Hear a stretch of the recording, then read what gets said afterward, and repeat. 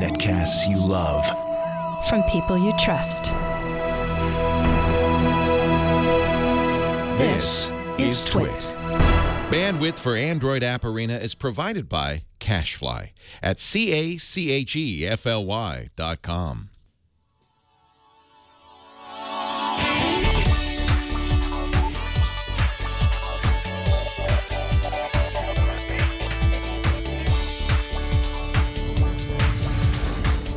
This is Android App Arena episode 45 for Wednesday, May 13th, 2015. Podcast clients. This episode of Android App Arena is brought to you by Prosper. Prosper is a peer-to-peer lending marketplace which connects people who are looking to borrow money with those who have money to lend. Visit prosper.com/twit and receive a $50 Visa gift card when you get a loan. Hello, everyone. Welcome to another episode of Android App Arena. I'm your host, Jason Howell. Without a doubt, one of the most requested themes for this show is an episode on podcast clients, because let's face it, I'm talking to some serious podcast fans. If you're a fan of Twit, you're likely already familiar with the world of podcasts. It's kind of what we do here. So podcast clients are a category of apps that people like us practically rely on, depend on every day. The app had better be designed intuitively and have controls for managing your bandwidth considerations since, well, as you know, media files can be huge. A good podcast app has a number of ways to discover new shows while still making it easy to subscribe and enjoy the shows you already enjoy. And these apps have come a long way in the past 7 years. Now, this isn't the first time I've had podcast apps on the show. I featured Player.fm on the show on episode 43, and if I hadn't already shown it off, it would most certainly be in this collection today. So definitely do check out that review if you missed it. But as for this week, I decided to take a look at 3 of the other big names in podcast apps for Android. And as it turns out, they've each been my favorite at one point or another. So I'm going to go ahead and look at them in the order that I discovered them and ultimately enjoyed using them over the years. This week's Best of the Best showcases 3 fantastic podcast clients for you to choose from.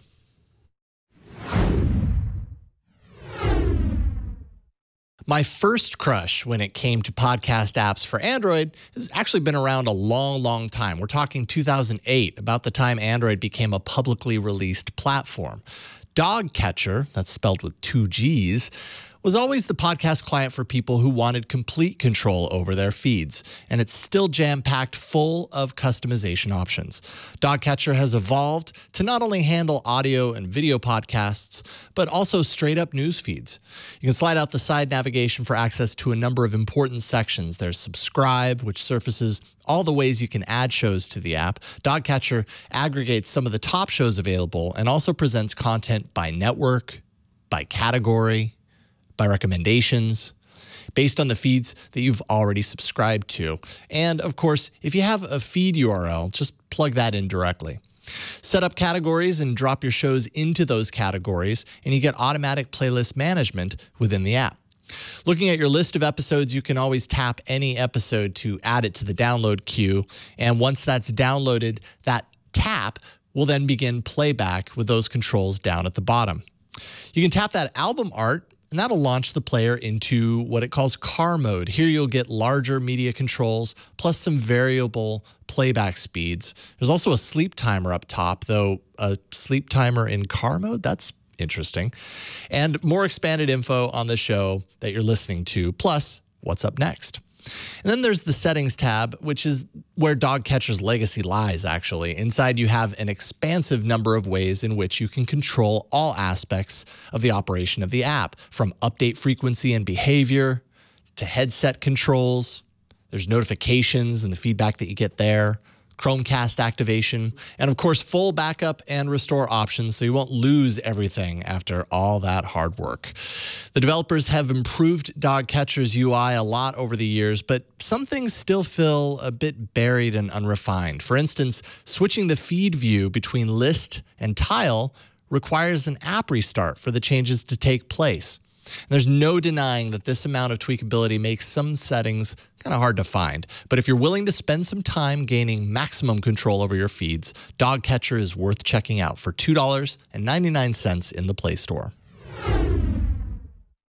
Next up, let's take a look at BeyondPod. This is another podcast app that has really come into its own over the years. When I switched from Doggcatcher to BeyondPod, it was a breath of fresh air. I appreciated that the app did everything I really needed it to do without being clouded with features and settings that I never needed in the first place. Visually, BeyondPod is a bit more polished and streamlined.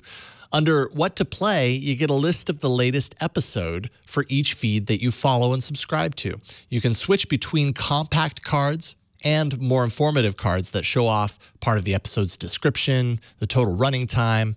There's a download to device option and a way to add that episode to your playlist, which you can actually view by tapping this button at the top. And finally, an overflow menu for deleting, marking as played, and sharing that episode with others. If you subscribe to video podcasts, but want to listen to it audio only or at the gym, whatever, you can do that in the overflow menu at the top. During playback, you'll see this sliver of a control at the bottom, but tapping that brings up the full screen interface with your standard media controls. There's variable playback speed, an easy to understand sleep timer, and a button that takes you to this version of car mode, which makes it a bit easier to navigate, including 10-second and 30-second skip options by default. But you know, eyes on the road. Keep your eyes on the road. The slide outside navigation is where you can manage the feeds that you follow. You can add a feed and you're presented with everything you'll need to pick from episodes that are trending amongst other users. Publishers, like Twit, of course. Categories, if you're a fan of a particular focus of your shows, maybe technology, I don't know. And interests. It's kind of like a more micro version of categories where you can find comics, brewing, or, hey, what do you know, Android. When you subscribe, you'll be asked which category a show fits into, and those are managed by you and shown in the side navigation panel. BeyondPod has plenty of settings and does a good job organizing them so you aren't totally confused when you want to change up the look or something like tweaking the skip interval. There's even episode sync that synchronizes your media consumption between all of your devices, though that is part of the beta program. BeyondPod can be found in the Play Store with a 7-day free trial and $6.99 for the unlocked version. When it comes to podcast apps on Android, this is the one I hear talked about the most, and it just so happens to be the one I use every single day. PocketCasts' greatest asset in my mind is its approach to design. Sure, everything is bright, with bold colors and nice large podcast thumbnails, but that's a testament to the fact that PocketCasts is incredibly capable. Even with the power of the app, things feel uncluttered and intentional. Here you see a list of all of the podcasts that I subscribe to on my account. Badges on each podcast show how many unplayed episodes I have inside that show. Tapping any of these animates nicely into a list of the episodes within the feed and nice big download buttons. If I've played any episode at any length, I know how far I made it into that episode with the circle that surrounds the play button. Now I can tap an episode and I get a nice material design tray with the details for that episode, time remaining in playback. There's a star for adding that to my favorites, and controls to add or remove it from my playlist. And of course, my favorite thing, you know, I've talked about it all the time on this show, the floating action button. And here, it's your play control. It's the little things in life. While playing back an episode, you get a nice full screen interface with big buttons and a few seek options. There's also a sleep timer. Of course, so many people falling asleep to podcasts. Who knew? And there's this audio effects section. This is really cool. This is for playback speed controls, of course, but also the ability to remove silence from your shows, which results in a shorter episode. It just snips little bits of silence away. And volume boost, which is really cool if you have a show that isn't compressed enough or has soft speaking hosts, or maybe you're driving. You can apply those settings to all of your shows if you dare do so. Now, the slide outside tray gives you access to the episodes on your device by type, so audio or video, or the ones you've downloaded, and you can create your own filters there as well. And finally, Discover is where you'll go to find new shows to subscribe to, from trending and feature shows to categories and, of course, networks. Now, the settings cover the bases here, from auto download options to notifications when new episodes post, to my favorite, device sync, which works incredibly well when you sign in. Not to mention, PocketCasts has a web client, so you aren't locked into your mobile device when you want at your media. Find PocketCasts now for $3.99 in the Play Store. Now, when it comes to best of the best, I usually try to keep things a bit veiled as far as which app is my favorite, so the reveal after all the reviews can remain a bit of a surprise. But to be honest, I've been using PocketCasts for so long now that it's hard to hide my love for it as my go-to podcast client. That is to take nothing away from BeyondPod and Doggcatcher. And what this episode should show is that each has its own strengths that lie in how deep you want your podcast management to go. Do you favor design and discoverability over customization and tweakability? Honestly, any of these is perfectly capable. So check them all out. Pick the one that's right for you. Me, you're going to have to pry PocketCasts for my cold, dead Nexus 6 before I give it up. For now.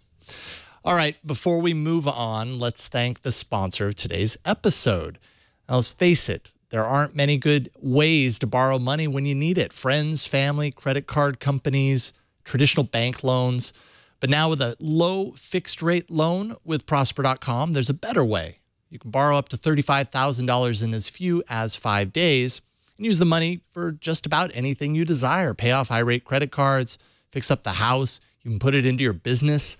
When my wife started her own business a few years ago, Prosper would have been perfect for what she was doing.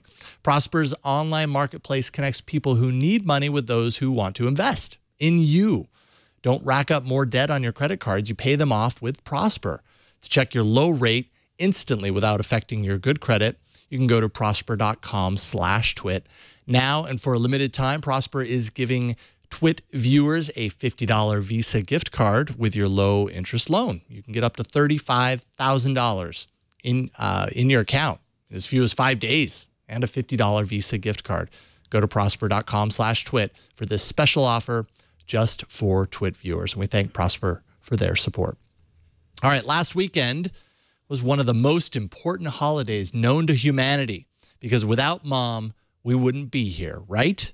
So let's take a look at this week's big app.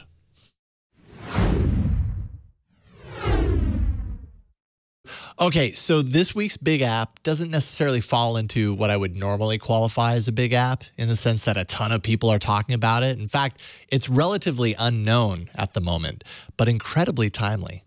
So let me ask you a question. Did you talk to your mom for Mother's Day last weekend? If the answer is no, then you need help remembering to keep in touch with the people that matter most in your life. Check out Call Your Mother. First, you'll want to add that important person to the list inside the app. Just tap that button at top. Now, search for one of your contacts. I'm going to go ahead and type in Mom. And when I type it in, I then set a priority level for that person. I'll set her to high priority. That makes sense. And then tap Add. Each priority level has a nice and decent level. These are levels that if you're under that figure, you're all good. You can contact them at any time and not feel like a total douche. But beyond that, you enter into the who territory, and that just basically means you should probably contact them like right now. With 3 priority levels, there's high, medium, and low. You can set your important contacts differently. So your mom gets a weekly call, but your friends get bi-weekly calls. You can change the number of days for each of these settings as well. Now from there, Call Your Mother monitors your contact with that person by the last time you called or texted them. Once your contact falls outside of one of those margins that you set, you'll be notified to contact them. You can actually tweak the frequency of the reminder too, the best time of day even, so you can act on it the minute it comes through. We owe it to ourselves to use Call Your Mother, don't we? And you can find it free in the Play Store right now, so don't forget. Just for the record, I did talk to my mom on Mother's Day, but I also know myself well enough to know that forgetting to call my mom on Mother's Day isn't entirely outside of the realm of possibility. And thanks to Call Your Mother, now I don't have to worry about being the worst son of the year. Hopefully that'll help you out too. I always love hearing from you guys. I'm making no surprise that your recommendations are very helpful to me. Send in your favorite apps, your categories for apps that you want me to cover. I'm open to any new category that you have. Send all that to arena@twit.tv. I'd appreciate it. There's also a subreddit for the show. I post categories there, but you guys have been posting a ton of categories as well, telling me about these categories that you want in the show and why you love the apps that fall into those categories. If you have input on some of your favorite apps, you can head on over to that and add to it at androidapparena.reddit.com. Share those with me there. You can follow me on Google+, of course. Sometimes I talk about Android. I also host a live viewing party of each week's episode. I'm always on set here to answer any questions you might have about the apps in the show and anything Android. And that happens every Wednesday, usually at 4:30 p.m. Pacific, following Tech News Tonight at live.twit.tv. And finally, if you missed the live taping, every week's episode will appear later that night on the site and in the feeds. The main thing you need to remember is the show page. That's twit.tv/arena. All the information is there. All right, that's it, folks. Thank you so much for joining me once again today. My name is Jason Howell, and I will see you next week in the arena.